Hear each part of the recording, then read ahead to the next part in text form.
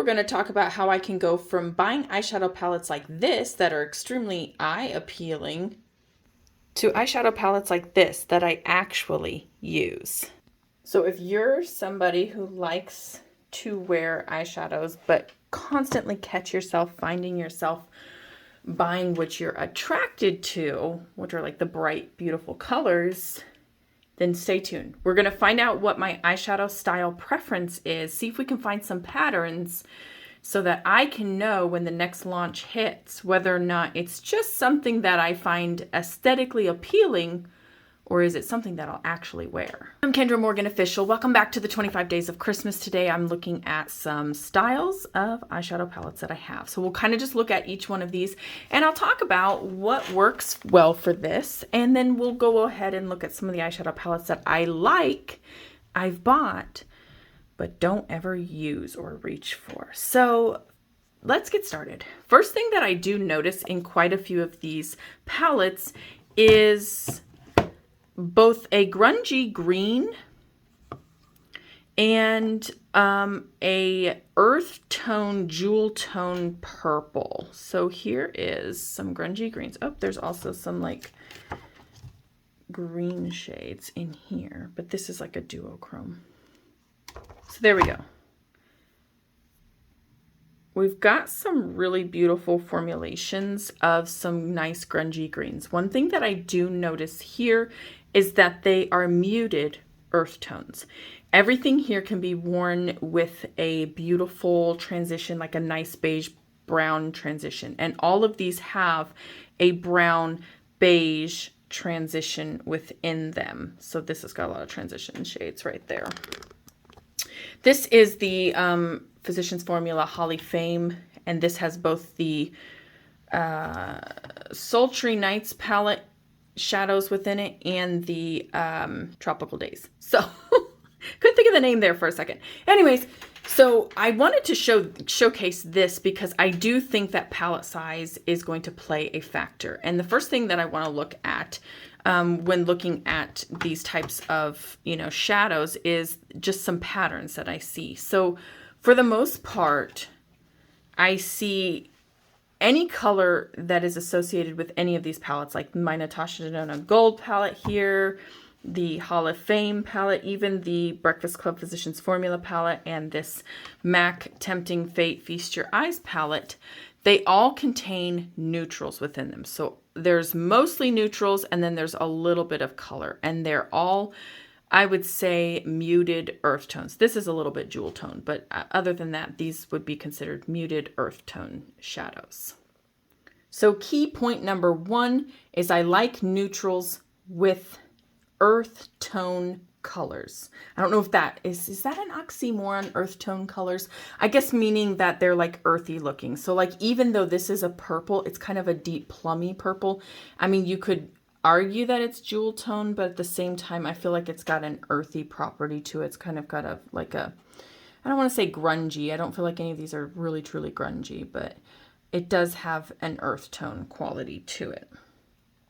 Next, I am looking at these palettes, and most, if not all of these palettes have one very unique property to them, and that is they contain several different finishes. Natasha Denona's Gold palette contains 6 different finishes. This MAC Tempting Fate palette contains, I think, 3 different finishes. It has these sparkly topper shades, just like the Natasha Denona Gold palette does. And then also the Nabla Side by Side palette contains some sparkler shades as well. Oh, that's the sparkler. Those are the 2 sparkler shades. But let me go ahead and give you guys swatches. You're not going to really be able to see them too well. Okay, let me grab, this is the actual sparkler shade I meant to dip into. There we go. So different textures is something that I look for.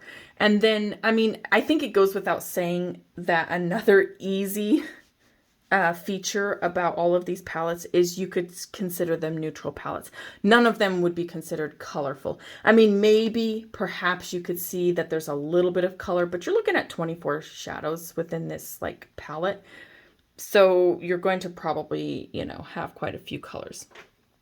This little guy back here, again, something that's kind of interesting about it is there's a couple of different formulas, and as usual, it is neutral. So I think when choosing eyeshadow palettes next time, I need to consider the types of formulations within the shadows. Also, I think Natasha Denona has a couple of different formulas. So she's got the cream to powder. She's got, what's P? Who knows? I've never heard of that before. And then there's a metallic, cream to powder, and then there's also a duochrome. So there's like 3 different types of formulas just contained in the mini gold. Also, it does have a neutral quality about it. These 2 are neutral shades. I mean, this is leaning towards color, but again, it is an earth tone neutral is what I would call it. So earth colored neutral. I think it's safe to say that I definitely like neutrals. This is cool toned. This is basically the only cool tone palette in here. So I would say I like neutral to warm leaning palettes. So that's another attribute that I should probably focus on.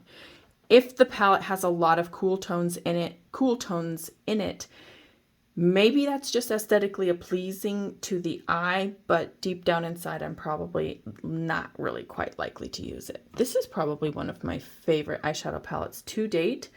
And I don't know about the different formulations. I mean, as far as formulations goes, I'm talking beyond just matte and metallic or matte and shimmer. I'm talking about, is there mattes? Is there cream to powders? Is there metallics? Is there foils? Is there topper shadows? Is there sparkler shades? That's the type of stuff I'm talking about. And these have quite a bit of texture. They do have quite a bit of texture. They have a lot of luminosity or luster, I guess I should say. They did an excellent job on this one right here, and then this one also. So again, just looking at some of these eyeshadow palettes, my style tends to be lots of textures, so I can create more looks probably. Okay, another feature that we need to focus on is whether or not the eyeshadow palettes are matte heavy or whether or not they are shimmer heavy. So looking over here, this is half and half. This is half shimmer and half matte.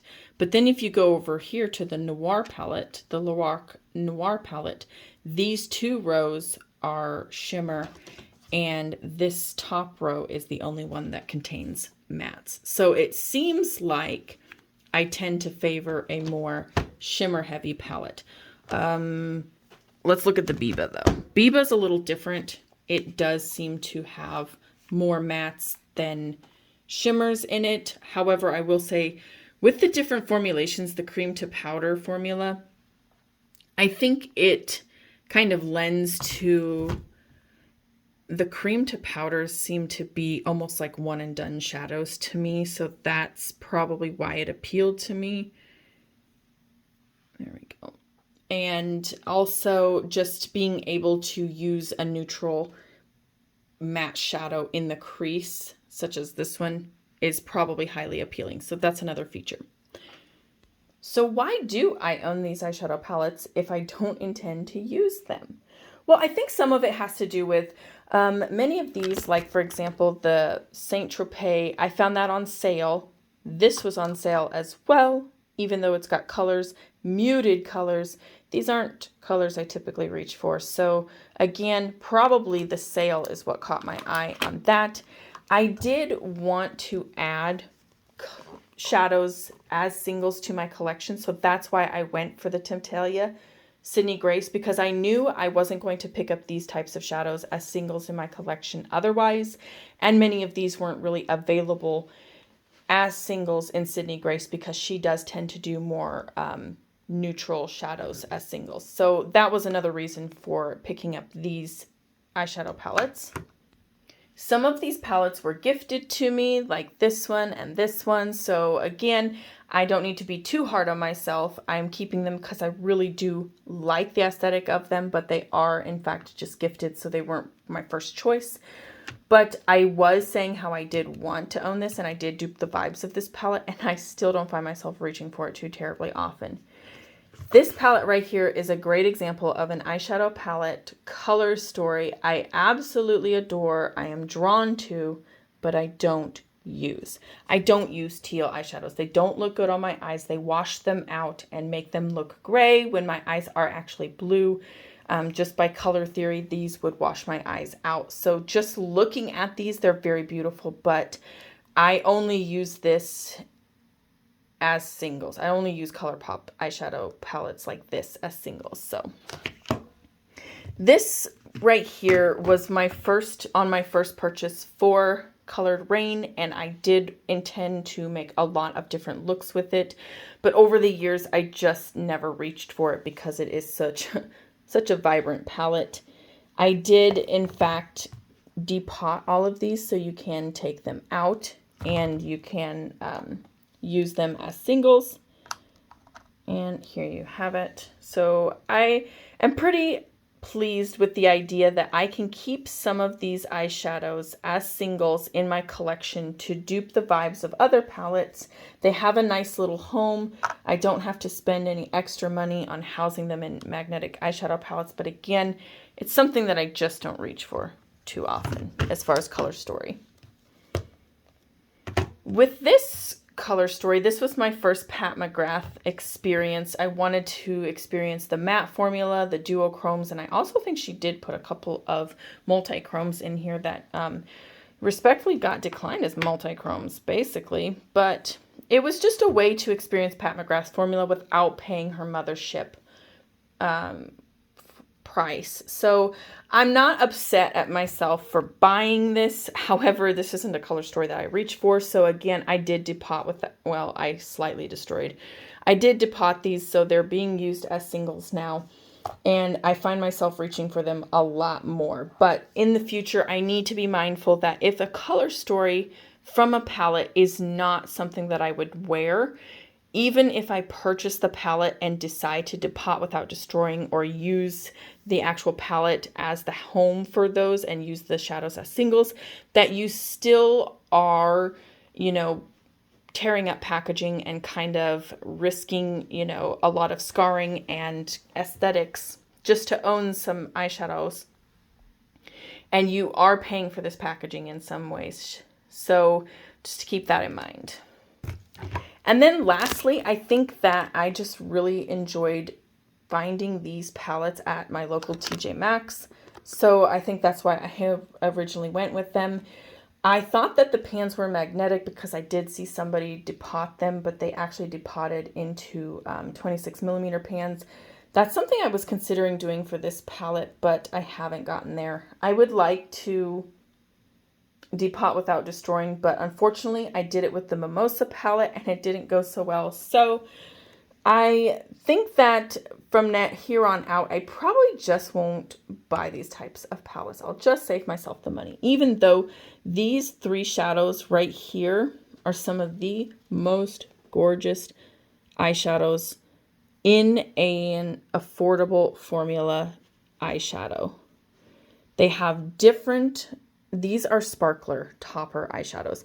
And I just can't believe that an eyeshadow palette company would make them so affordable.